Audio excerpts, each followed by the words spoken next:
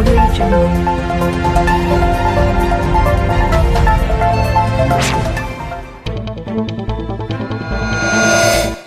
फासी घुंचुची निर्भया आत्मा कांदुची 7 दिन पुरिला सैन्यदानक छाती थरिला।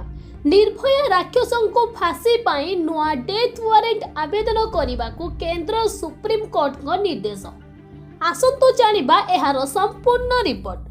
जदि आम चैनल रे आपण माने नुआ देखुचंत आम चैनल टी को सब्सक्राइब करंतु एवं साइड रे थिबा बेल आइकन को ऑल ऑप्शन रे दबाई दियंतु। एमिति नुआ नुआ खबर पाई परिबे। न्याय न्याय न्याय निर्भया को केबे मिलिबो न्याय। न्याय आउ निर्भया दुईटी शब्द सते जेमिति खेलना होई सारिथिबा अनुभव हेउची। कारण निर्भया गण दुष्कर्मकारी फांसी तारीख पूर्व बारंबार घुंचीबा आउ दोषी माननकु आहुरी आश्वस्ति मिलिबा सते जेमिति निर्भया आत्मा को अणनिश्वासी करिदेलानी। तापरे पुणी एक नूतन डेथ वारंटी जारी पाई ट्रायल कोर्ट रे आवेदन करने को केंद्र को अनुमति देइछंती सुप्रीम कोर्ट। गत फेब्रुआरी 5 तारीख रे 2012 निर्भया गण दुष्कर्म और हत्या मामला रे 4 दोषी को यथाशीघ्र फांसी रे झुलाइबा पाई केंद्र सरकार एवं दिल्ली पुलिस पक्षरु करा जाइथिबा आवेदन उपरे दिल्ली हाईकोर्ट तांकर राय घोषणा करी कहिथिले जे निर्भया गण दुष्कर्म और हत्या मामला 4 दोषी मामला को अलग अलग विचार करा जाई पारिबो नाही।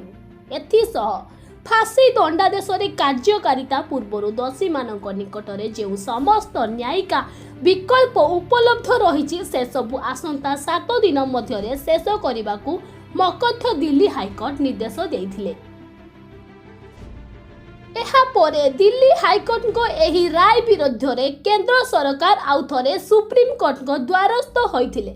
सुप्रीम कोर्ट रो विचारपति justice R Bhanumati, justice Ashok Bhushan और जस्टिस एएस बोपान को नहीं गठित एक 3 जणिया खंडपीठ एही मामलार शुणाणी करी निर्भया गण दुष्कर्म और हत्या मामलार 4 दोषी को यथाशीघ्र फांसी रे झुलाइबा पाई आउ एक नूतन मृत्यु परवाना जारी पाई ट्रायल कोर्ट रे आवेदन करिबा पाई केंद्र सरकार को अनुमति देइछंती। सेपटे आज सुधा जो दोषी माने सेमानक निकटरे उपलब्ध थिबा न्यायिका विकल्पर उपयोग करि नथिबे सेमानकु आउ नूतन सुजोग प्रदान करा जाई पारिबो नाही एवं आईन ता बाटरे काम करिवो।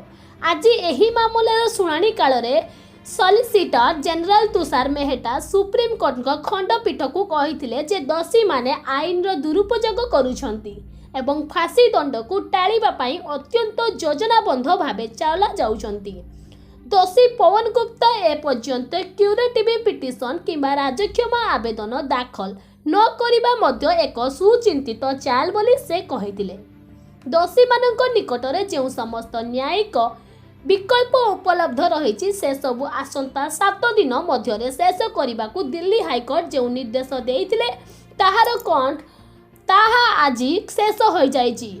तेणु आज सुधा जो दोषी माने सेमानक निकटरे उपलब्ध थिबा न्यायिका विकल्पर उपयोग करि नथिबे सेमानकु आउ नूतन सुजोग प्रदान करा जाई पारिबो नाही। एही मामलार परवर्ती शुणाणी को आसंता 13 तारीख रे हेबो बोली सुप्रीम कोर्ट धार्य करिसंती।